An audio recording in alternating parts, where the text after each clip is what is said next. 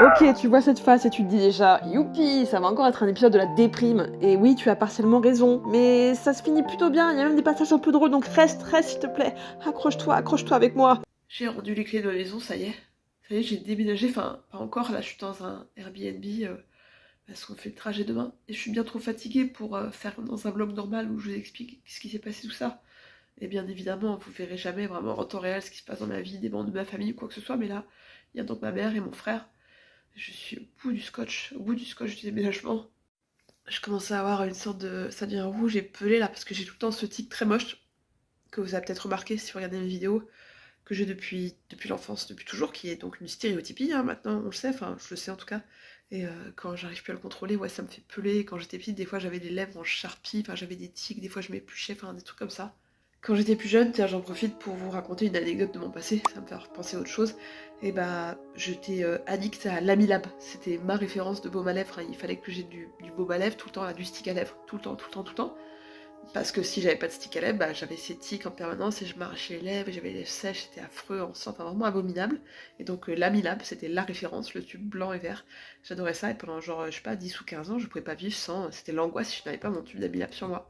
Et un jour, je m'en souviendrai toute ma vie, j'étais avec ma grand-mère, donc ma grand-mère maternelle, avec qui j'étais très proche, dont je vous ai parlé maintes fois. On était à Rome pour ses 80 ans, voilà, pour vous dire à quel point elle était extraordinaire. C'était son cadeau, c'était un peu son rêve, voilà, de faire un voyage avec moi à Rome. On avait été une semaine, et rien à voir avec l'occasion de ce voyage, mais je me suis dit, j'en ai marre de cette addiction au baume à lèvres, de pas pouvoir vivre sans, je veux pouvoir m'en passer et tout.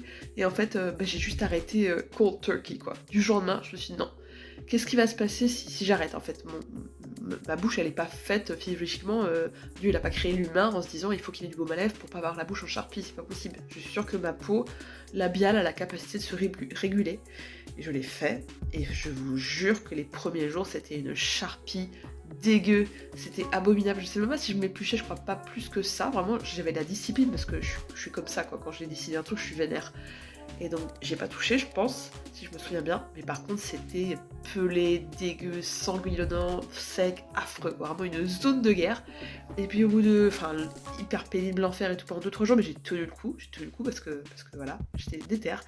Et au bout de 3-4 jours ça allait mieux, et au bout de 5-6 jours ça allait encore mieux, et au bout de quelques semaines en fait j'ai acquis la capacité de vivre sans baume à lèvres tout le temps, en fait. Et là, j'en remets le soir parce que j'avais acheté un pot joli là chez Luxe et tout pour le plaisir. Et en fait, ça me saoule plus qu'autre chose parce que j'ai l'impression que ça réactive un peu cette dépendance. Donc je préfère quand je n'utilise pas du tout. Donc voilà, si jamais il y a des gens parmi vous qui ont le même problème, vraiment qui ne pouvaient pas imaginer s'en passer, bah dites-vous que c'est possible ça aussi, si je peux vous donner de l'espoir là-dessus.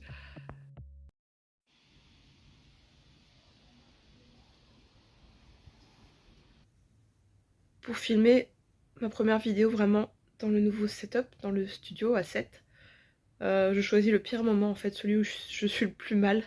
J'ai fait une horrible insomnie hier jusqu'à 5 h du mat, avec des idées noires et tout ce que tu veux, et des médicaments qui font que tu te réveilles ensuqué trop tard. Pour donner des news depuis mon arrivée, eh bien j'étais très contente d'arriver. En même temps, bah forcément un peu submergée par la fatigue et le bordel. Voilà, ça ressemble à ça actuellement. Youpi. Il y a du vert et du bleu mélangé, enfin il n'y a rien qui va, il n'y a rien qui va. Je prends sur moi, il n'y a pas le choix. Et autre rime en A. Mais là, j'ai pas tenu au bout d'une semaine, là. Donc je choisis le pire moment pour vous parler et pour vous dire que c'est aussi en lien avec le fait que j'ai fait du montage jusqu'à tard hier soir parce qu'il faut que je poste la vidéo demain. Mais c'est ok parce que j'ai besoin de faire ça. J'ai absolument besoin de faire ça, même si ça me prend du temps, de l'énergie, alors que j'en ai pas beaucoup.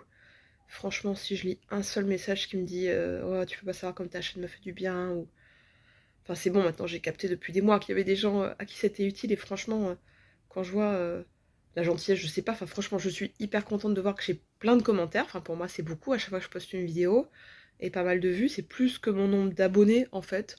Euh, Enfin, je veux dire, il y a des gens qui ont plein d'abonnés et qui ont peu de commentaires.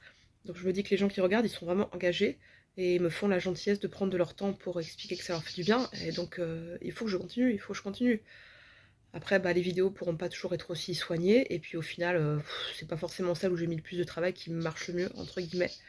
Mais ouais, c'est bon, j'ai capté que ça faisait du bien à des gens.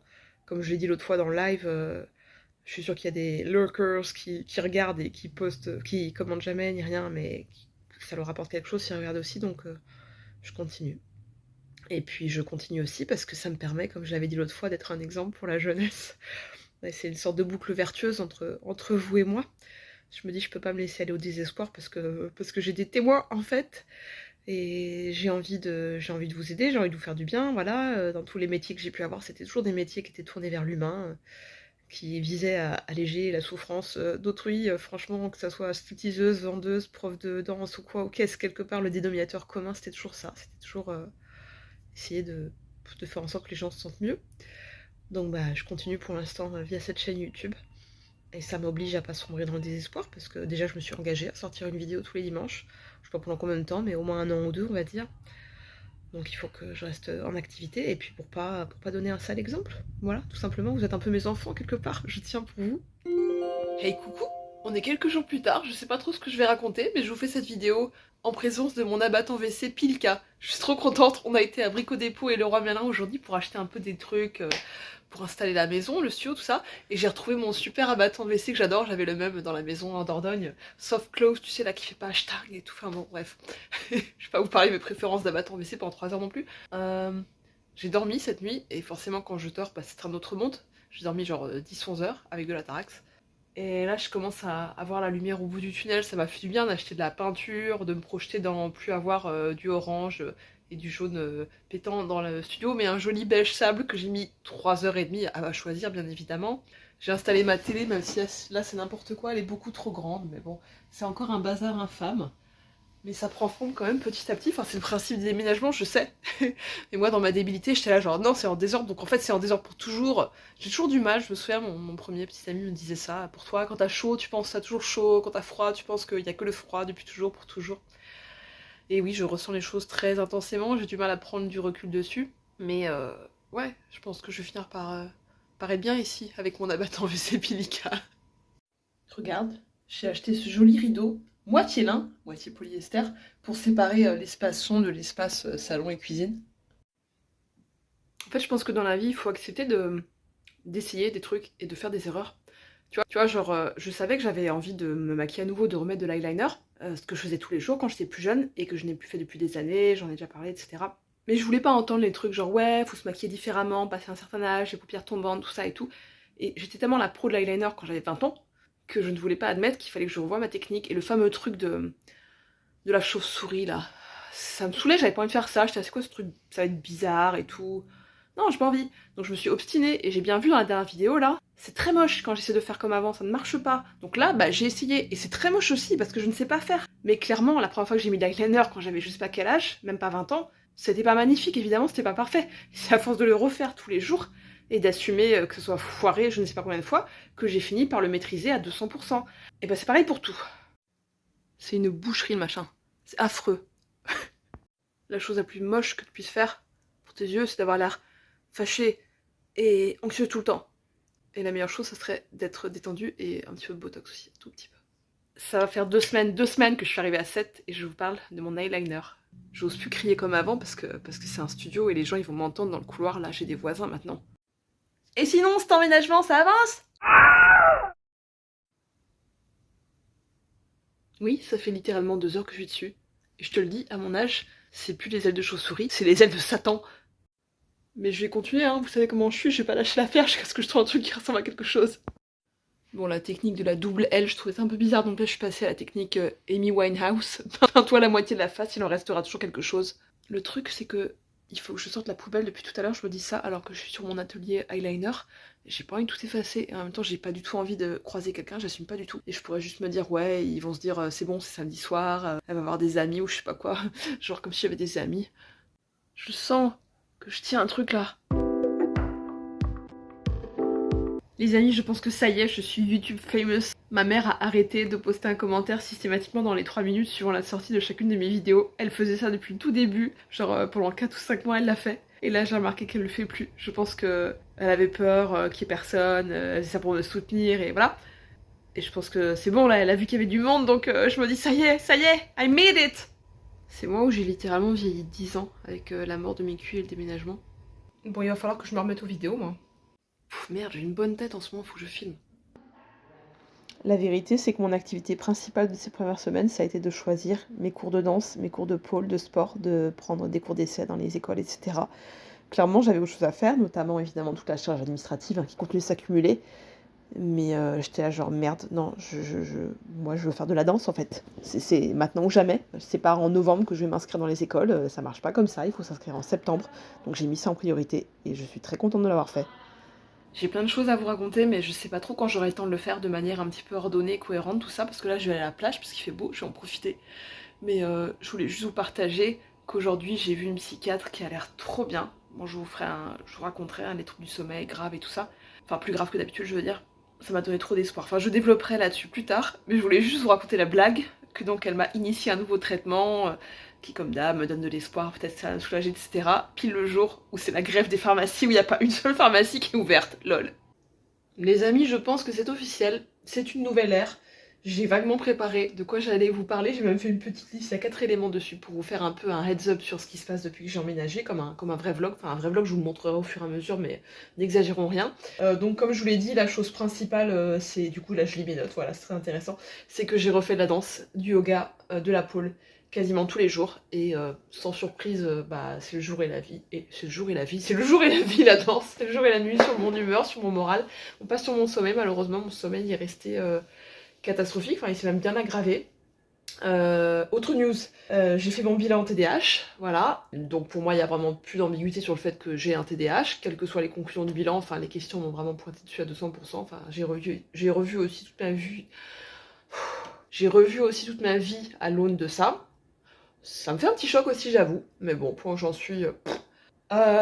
j'ai vu donc comme je vous disais une nouvelle psychiatre. J'ai pu avoir un rendez-vous genre en quelques jours comme ça avec une nouvelle psychiatre qui a l'air très bien, qui m'a fait une ordonnance pour la diminution de la gabapentine, parce que la gabapentine par contre c'est cata, niveau anxiété ça n'apaise rien du tout, mais par contre je commençais à avoir de plus en plus des symptômes cardiovasculaires, genre baisse de tension, j'ai failli m'évanouir une fois, j'avais des palpitations, le cœur qui faisait des trucs bizarres, enfin je commençais à vraiment flipper, et puis surtout je commençais vraiment à avoir des symptômes de ralentissement cognitif, j'arrivais plus à réfléchir, je me sentais Alzheimer, c'était affreux. Donc voilà, on réduit et je commence un nouveau truc qui s'appelle la myocérine, qui est un antidépresseur atypique et qui a un effet inducteur de sommeil si tu le prends le soir et si tu le prends à petite dose. Voilà, c'est tout en fait, c'est tout ce que j'ai noté. Et niveau aménagement, bah c'est pas fou, hein. J'ai un peu dégagé là, voilà, j'ai pas encore pris mes nouveaux meubles, tout ça. Mais ouais, je dormais très très mal, notamment parce que mon coin de nuit était pas du tout installé, j'avais pas ma couverture lestée, mes peluches, mes lumières, tout ça, donc là j'ai pris le temps de réinstaller un petit peu, mais c'est pas ouf non plus quoi. Faut que je m'achète un lit, un matelas, des draps et tout, enfin il faut plein de choses. Ma to-do list elle est longue comme le bras, comme d'habitude. L'administration ça s'est pas calmé, hein. Enfin moi j'ai mis un peu de côté, alors que j'ai mille choses à faire, liées à mon déménagement bien sûr, et les gens sont là genre alors ça avance pas, alors tous ces gens qui sont payés pour ça se rendent pas compte que moi je suis pas payée pour faire des papiers du matin au soir, et j'ai peut-être envie de prendre des cours de yoga, aller à la plage ou vivre en fait. Mais bon, faut bien quand même que je m'en occupe, là j'ai passé genre 2 heures cet après-midi. Mais voilà, j'essaie de réagir vite quand j'ai un courrier ou un nouveau truc, pour pas me dire pendant des semaines punaise, faut que je le fasse, faut que je le fasse, et de pas me laisser bouffer moralement par ça, et de me dire ça m'empêche pas de commencer ma nouvelle vie ici. Ouais. Voilà, c'est un peu anticlimatique, hein, désolé, mais je dirais l'impression globale, c'est un peu, tu vois, la fin d'un film d'horreur, quand la personne a échappé à un truc, et il y a un mélange de énorme soulagement, bien évidemment, mais en même temps, bah, la conscience qu'il y a un énorme trauma pour toute la vie. Enfin, c'est pas juste ah, super, c'est fini, youpi, je peux rentrer chez moi, manger un pain au chocolat ou je sais pas quoi. Enfin, non, c'est quand même un truc affreux que t'as vécu, avec lequel il faut composer. Donc, je suis encore en phase de stupeur, je pense. En même temps, je ressens une sorte d'exaltation, genre j'ai réussi, je ne suis plus en Dordogne, j'ai réussi à m'échapper. Mais le constat est un peu, oui, doux amer, on va dire. Mais c'est quand même cool. Voilà, j'espère que c'était clair à peu près. Et je fais une petite pause parce que j'ai très mal au bras là, j'ai parlé pendant très longtemps. Ouais, j'ai noté ça aussi. Finalement, je vous dis à nouveau de partager, de commenter, de liker, tout ça. Voilà, de vous abonner, bien évidemment, si c'est pas encore fait. Parce que bah, c'est quand même le but, hein. Voilà, c'est que ça se développe et que les gens que ça peut intéresser, aider, y aient accès. Et n'oubliez pas qu'à chaque fois que vous appuyez sur j'aime, vous dites à YouTube que c'est une vidéo intéressante et ça aide d'autres personnes à la découvrir, tout ça, blabla. Voilà, j'espère que votre rentrée s'est bien passée, enfin que vous ayez une rentrée ou pas, enfin que votre mois de septembre se passe bien. Je continue de penser que je vais finir par pouvoir vous faire des vidéos à thème, des vraies vidéos YouTube. Hein. Pour moi, là, c'est genre, c'est un peu du brouillon, quoi. C'est un peu du filler en attendant d'être en capacité de faire un vrai truc. J'ai encore l'impression que ça va commencer à un moment, enfin un peu comme ma vie, mais on verra. En tout cas, je vous embrasse fort, je pense à vous, et je vous dis à très bientôt. Les graines germées, les fraises, les avocats, les oignons germés. These are a few of my favorite things.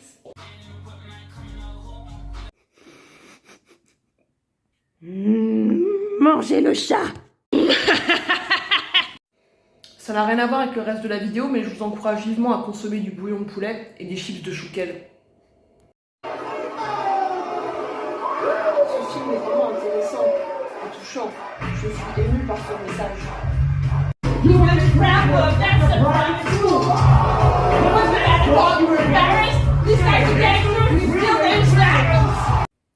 Enfin c'est bon Vanna, t'es pas si handicapée, t'es surtout casse-couille. Cacahuète.